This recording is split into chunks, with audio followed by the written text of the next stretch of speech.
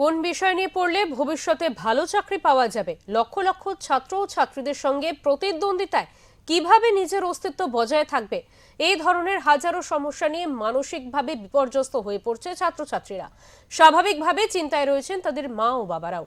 এই পরিস্থিতিতে নতুন প্রজন্মের কাছে সঠিক দিশা তুলে ধরতে এবং তাদের মানসিক স্বাস্থ্যের বিকাশ ঘটাতে বৃহস্পতিবার এক অভিনব কর্মশালা অনুষ্ঠিত হলো হাওড়ার আমতা থানার শীতলচকে।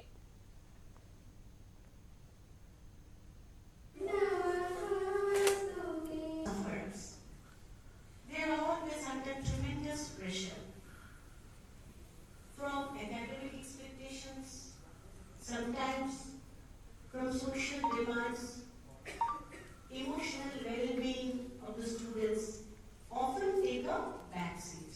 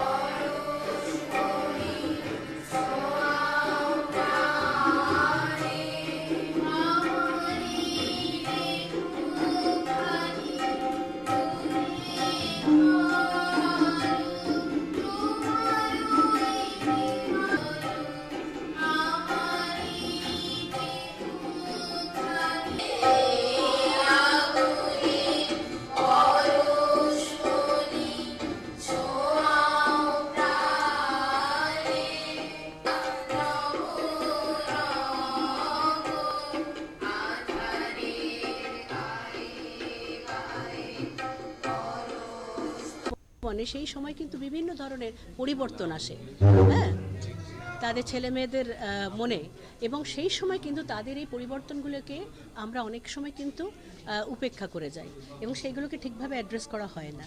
এখন এই যে স্কুলের কারিকুলামে, যে স্কুলের যে সমস্ত টিচার্সরা আমাদের এই কলেজগুলো থেকে ট্রেনিং পেয়ে তারা সেখানে যাচ্ছে, সেই জায়গাটাতে গিয়ে কিন্তু তারা এই ট্রেনিংটা যদি তাদের থাকে, তারা কিন্তু ওই স্কুলগুলোতে বাচ্চাগুলোকে আরও ভালোভাবে মানুষ, সত্যিকারের মানুষ তৈরি করবেন, কারণ তাদের যে সমস্যাগুলো সেগুলোকেও তারা অ্যাড্রেস করতে পারবে। হবু শিক্ষকদের কি করা উচিত যখন স্কুল স্তরে ছাত্রছাত্রীরা মানসিক সমস্যায় পড়বে? মানসিক স্বাস্থ্যের উন্নতির জন্য স্কুল স্তরে তাদের করণীয় কি? এই রকম অভিনব এক কর্মশালায় বক্তব্য রাখতে এলেন আম্বেদকর বিশ্ববিদ্যালয়ের ভাইস চ্যান্সেলর সোমা বন্দ্যোপাধ্যায়। এদিন তিনি বক্তব্য রাখতে গিয়ে ছাত্রছাত্রীদের, অর্থাৎ হবু শিক্ষকদের আগামী দিনের ছাত্রছাত্রীদের কি করণীয় তা যেমন পরামর্শ দিলেন, তেমনি বর্তমানে বিএলএড ডিএলএড ছাত্রছাত্রীরা যে মানসিক সমস্যায় ভুগছে এবং অনেক ক্ষেত্রে তারা সামাজিক বিড়ম্বনার শিকার হচ্ছে, এ কথাও স্বীকার করলেন। তবে অভিনব এই কর্মশালাকে সাধুবাদ জানিয়েছে বিশিষ্টজন থেকে বিভিন্ন মহল। উলুবেড়িয়া থেকে মনোজ চক্রবর্তী রিপোর্ট, ওঙ্কার বাংলা।